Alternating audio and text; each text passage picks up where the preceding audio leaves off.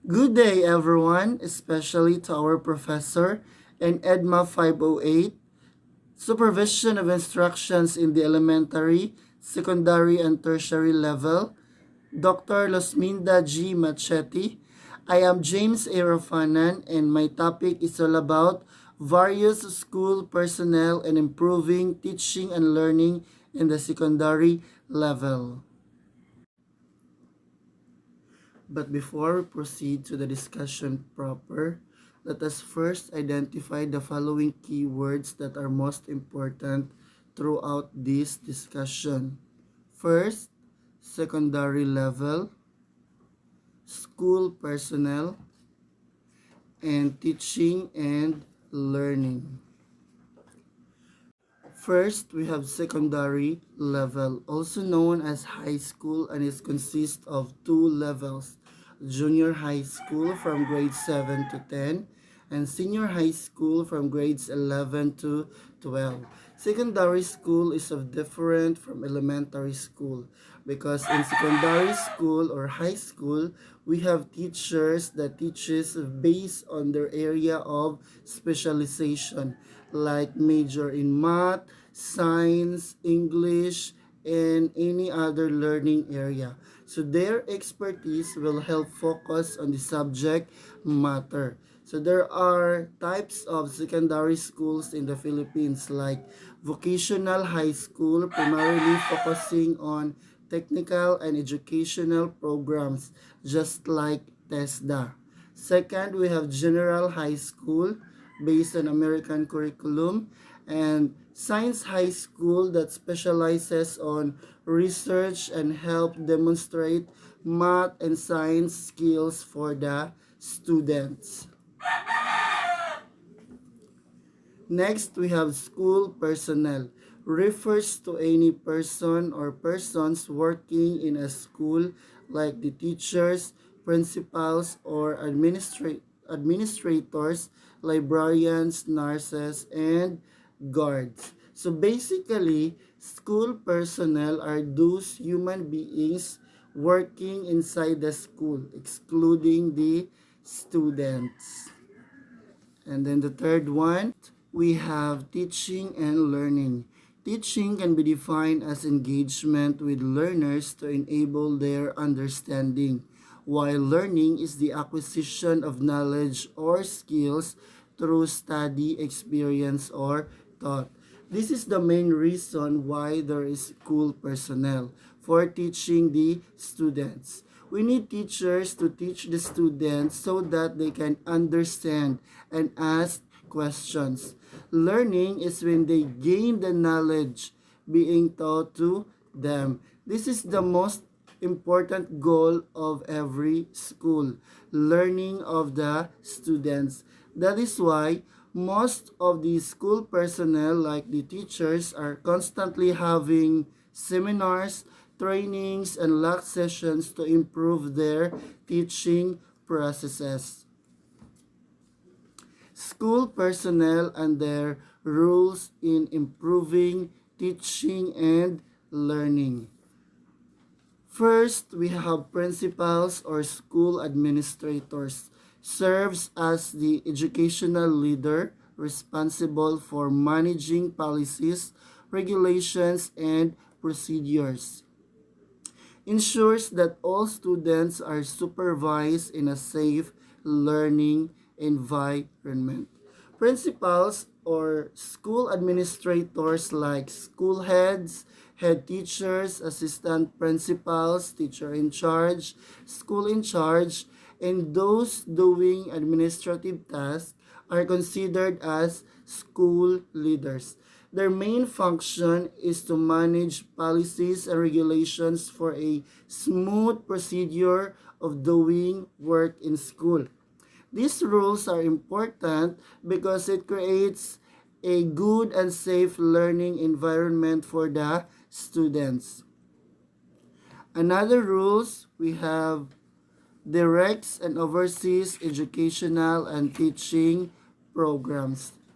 Principals should always see to it that school personnel are doing their work like the teachers. If they are following the curriculum like the most essential learning competencies or the milk and have lesson plans. That is why we have these class observations to develop the strengths of the teachers in teaching, in classroom teaching. Second, we have developing curriculum.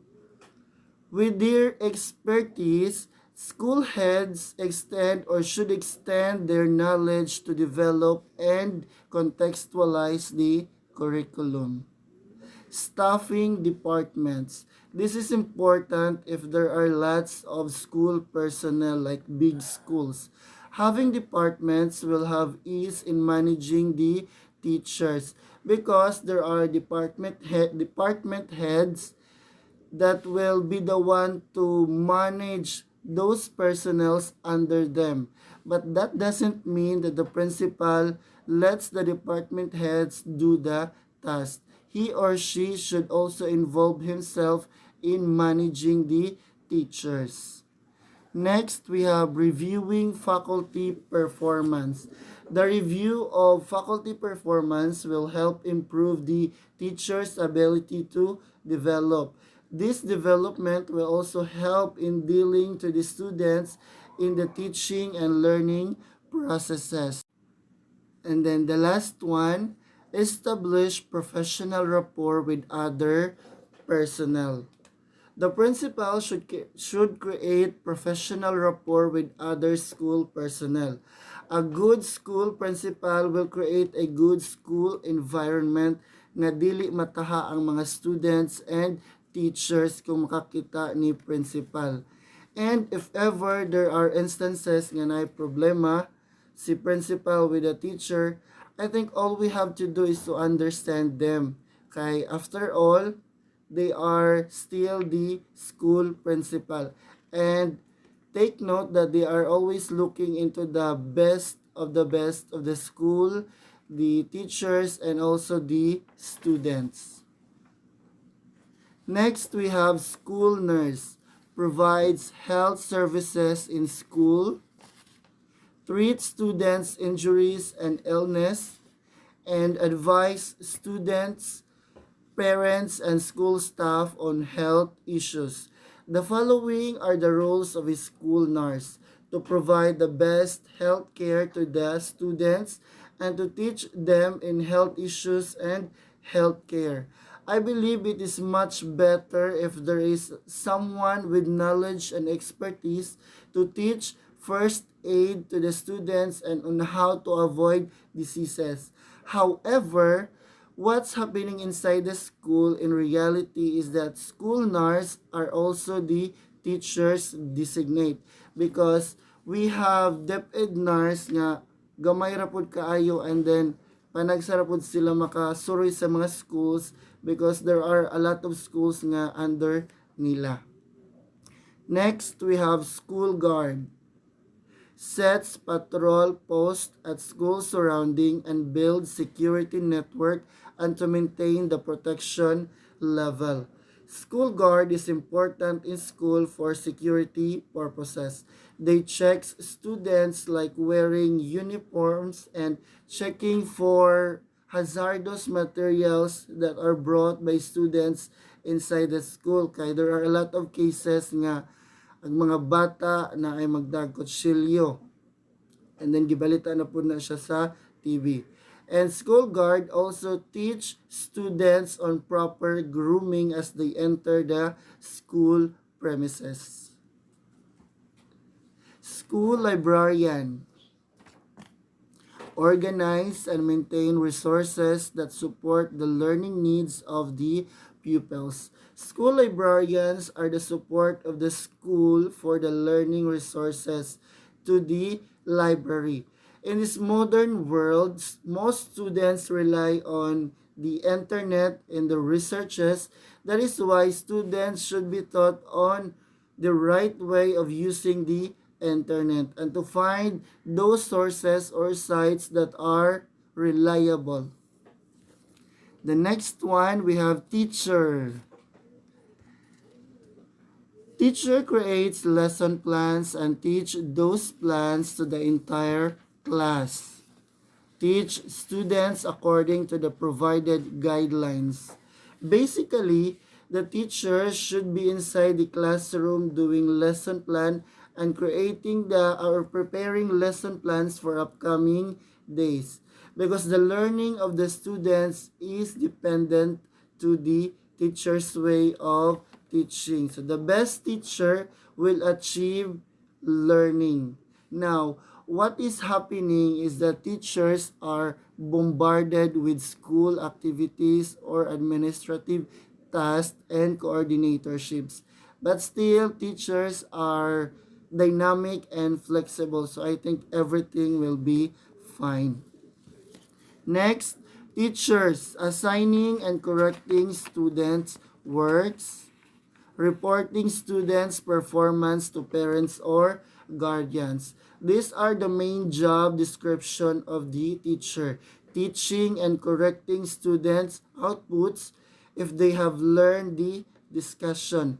If ever they have learned or less mastered competencies or least mastered discussions, I think the teacher should recap the topic and create strategic interventions in order to cope up the behind topics. After that, the teacher should inform the parents of the students for their development inside the classroom and their behavior, so that they can be aware of what is happening to their students. And if ever their child is not doing good, and I think they can help improve their students' performance on the other way. And to sum it all, I have here a quote by Henry Brooks Adams. A teacher affects eternity. He can never tell where his influence stops. These are my references. And thank you for watching and listening.